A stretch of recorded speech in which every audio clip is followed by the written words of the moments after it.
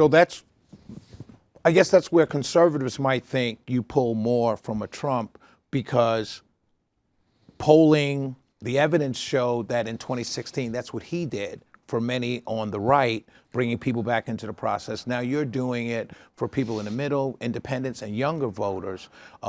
Is the Kennedy campaign, can it be described as a truly populist campaign because you once was a Democrat and now you're an independent? Yeah, and I'll tell you, my dad had an interesting, his run, which was a populist campaign in 1968, but he did something, when he declared for presidency, he had no belief that he could possibly win because he was running against a popular president of his own party. He had run my uncle's campaign in 1960, so 8 years earlier. But at that time, he had all of the unions on, with Jack. The only unions that were with my father was the UAW, the United Auto Workers, and then Cesar Chavez's farm workers. All the other ones were against him. The AFL-CIO, the Teamsters, everybody was against him. He had in 60 all the big city mayors, and 100% of them were against him now, including Mayor Daley, who'd been critical to my uncle's success. He had the liberal papers. Now they were all against him. The New York Times to the Village Voice, everyone was against him.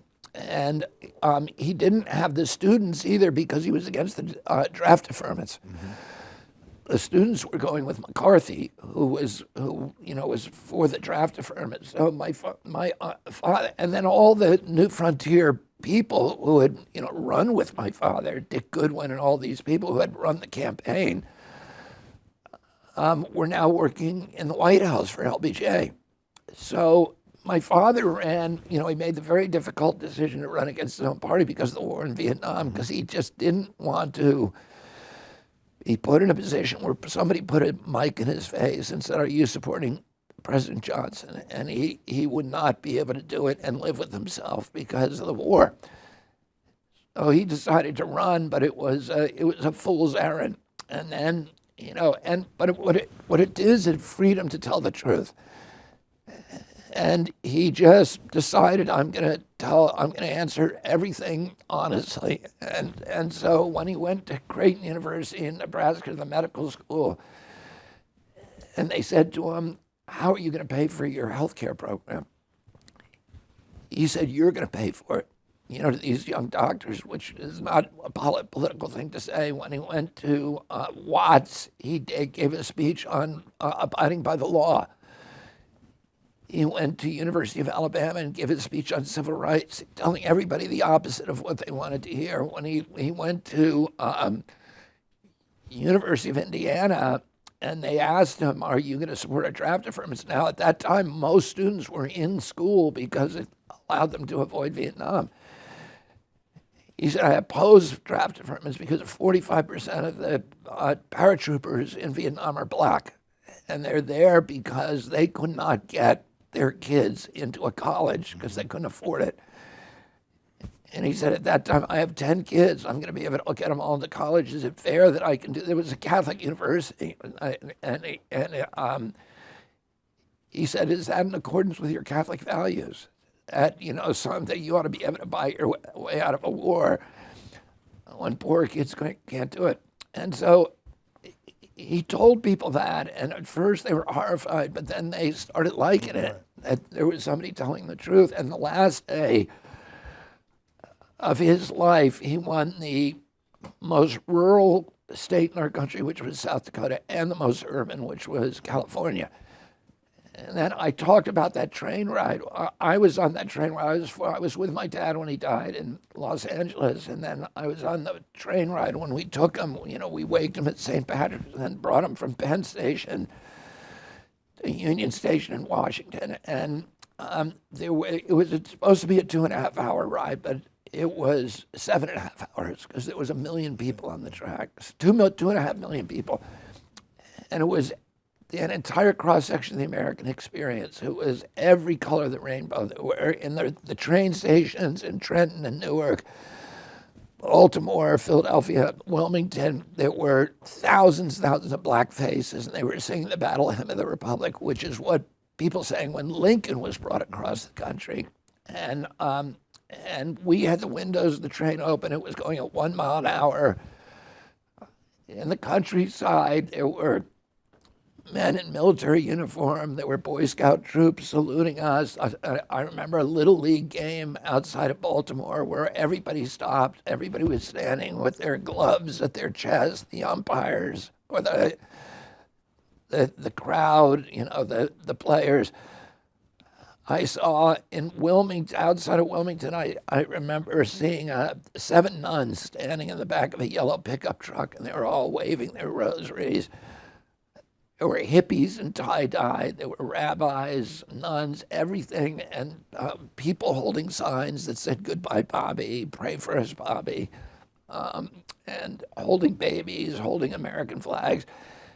And then when we got to Washington, President Johnson met us at the train station, at the Union Station, and we went up the hill, drove up to Arlington Cemetery, and we passed the Washington Mall. And at that time, my father and Martin Luther King, about 4 months earlier, had watched this war on poverty being gutted, and they said the only way that we're going to help poor people in this country is we get all the poor people come to Washington and stay camped on the Mall till Congress acts.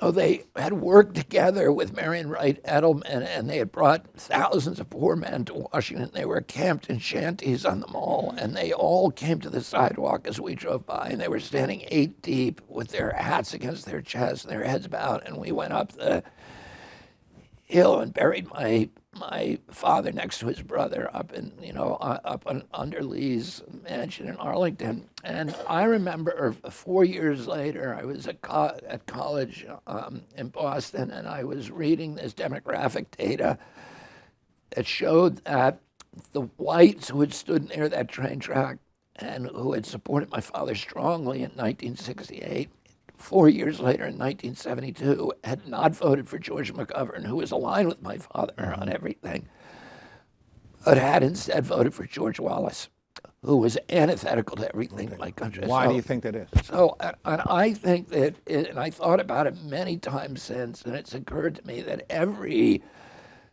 nation, like every individual, has a darker side and a lighter side. And the easiest thing for a political leader to do is to appeal to our darker angels, our greed, our anger, our fear. As we saw during COVID, our xenophobia, the anger at migrants, the anger at blacks, the anger at Jews, whatever it is, right. And that is the easiest way to inspire a populist movement. The much more difficult thing, which my father did, because populism has an idealistic strain too, Right. is to get us to transcend our narrow self-interest and see ourselves as part of a community, see ourselves as part of a noble adventure, building the exemplary nation, the model democracy of the world, and find heroes in each of us that allow us to say, okay, to avoid the seduction of the notion that we can only advance ourselves as a people by leaving our poor brothers and sisters behind. That instead we all have to go forward together, and that we're going to have to take risks because we're part of something noble, and we're going to have to see people who don't look like us and consider them our brothers and sisters.